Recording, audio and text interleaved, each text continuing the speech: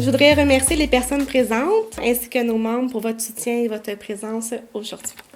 Il y a 4 thèmes importants qui ressemblent les activités, les ateliers ainsi que les services que le Centre offre aux femmes de Montcalm. Le premier est agir ensemble, prendre soin de soi, s'outiller et s'entraider. Et ce, sur toutes les facettes de la vie d'une femme. Le Centre est ouvert à toutes les femmes pour exister et s'exprimer telles qu'elles sont. Un milieu pour s'épanouir, on y retrouve entre autres un écoute sans jugement et des références aux besoins. C'est suite à une conversation, je souris parce que c'est une conversation au coin de porte, c'était très, très simple, où elle m'a demandé « Audrey, qu'est-ce que le Centre de femmes fait pour les femmes de Montcalm avec le thème du suicide? » C'est alors que je lui ai relancé la question « Lise, qu'est-ce que tu aurais envie de faire avec nous pour aider les femmes de Montcalm sur le thème du suicide? » C'est alors que la création du comité prévention suicide a pris forme et que d'autres femmes se sont jointes à cet important projet. C'est un autre bel exemple du volet Agir ensemble de la mission du Centre de femmes Montcalm.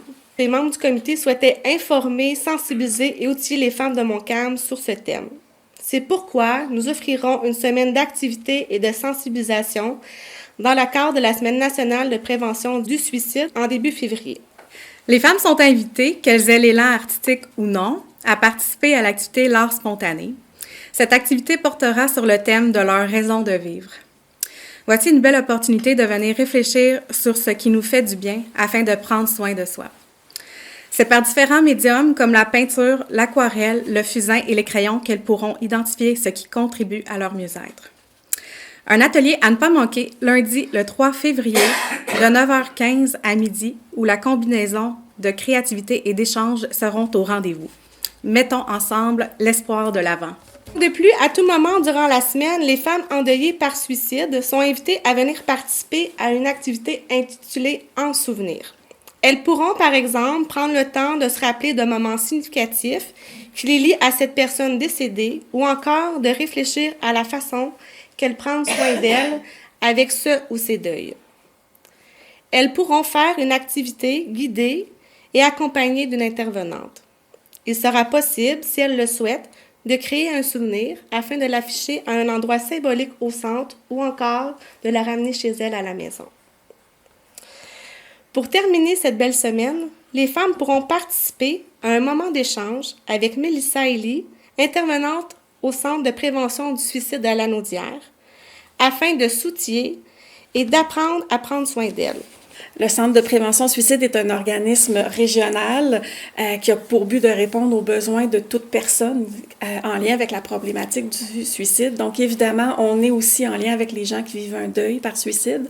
On offre des services pour elles. Donc, c'est vraiment avec beaucoup d'enthousiasme qu'on vient ici supporter l'élan qui est venu. Donc, c'est avec plaisir qu'on a répondu à Audrey présent. L'idée de rentrer dans le vif du sujet avec les dames était primordiale. Donc, c'est en toute simplicité qu'on va pouvoir animer ensemble, répondre aux questions, s'organiser pour que les femmes se sentent outillées, se sentent à l'aise et évidemment puissent ressortir avec un peu de mieux-être, si possible, sans tabou de la prévention du suicide et évidemment de ce qui en est, parce qu'on sait qu'un suicide touche au moins 6 à 10 autres personnes, donc c'est sûr que si on peut faire la différence, comme Lise me disait tantôt, si ça touche au moins une personne, ça sera tant mieux, donc c'est ce qu'on souhaite pouvoir faire cette fois-ci. Surtout ici, j'ai envie de vous dire, parce que les statistiques, vous comprendrez qu'ils ne sont pas nécessairement à jour parce que ça prend les coronaires qui nous aident, mais dans le nord de la Lanaudière, notre taux de suicide est un peu plus élevé que dans le sud, hein? Donc ça nous fait vraiment plaisir d'être ici et de pouvoir se faire une visibilité à travers la visibilité que vous avez ici. Donc on espère que notre soutien va pouvoir aider et mettre nous aussi de l'espoir de l'avant.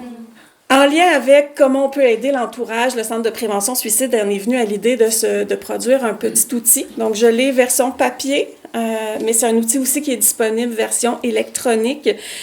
C'est un outil sur les questions les plus fréquemment posées par l'entourage, parce que Dieu sait que si on est en mesure d'aider l'entourage à soutenir les gens, parce que nous, on peut être un appel, mais les proches vont rester Donc, on veut les outiller, on veut les soutenir. Donc, cet outil-là a pris naissance et il a été validé. Donc, c'est un outil qui fait sa job. On est content.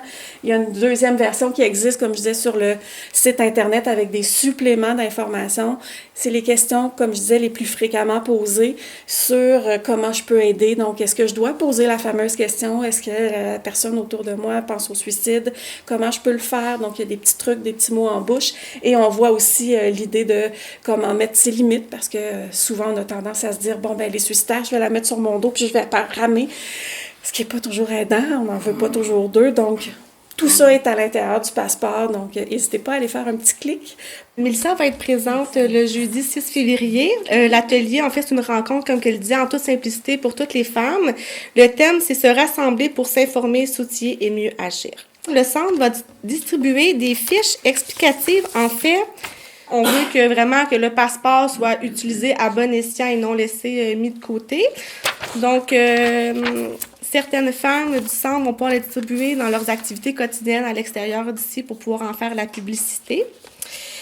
L'équipe des travailleuses du centre tient à vous remercier pour votre implication et votre volonté de vouloir faire une différence dans la vie des autres. Nous voulons aussi nommer votre courage d'aborder ce thème devant un public aujourd'hui. D'avoir partagé avec nous une partie intime de vos vies, vous faites déjà une différence. Personnellement, vous m'avez ému plus d'une fois par votre sensibilité, votre souci du mieux-être des autres et le souhait de vouloir mieux vivre avec les impacts du suicide dans vos vies. Merci pour votre transparence et votre confiance envers moi. C'est un réel privilège.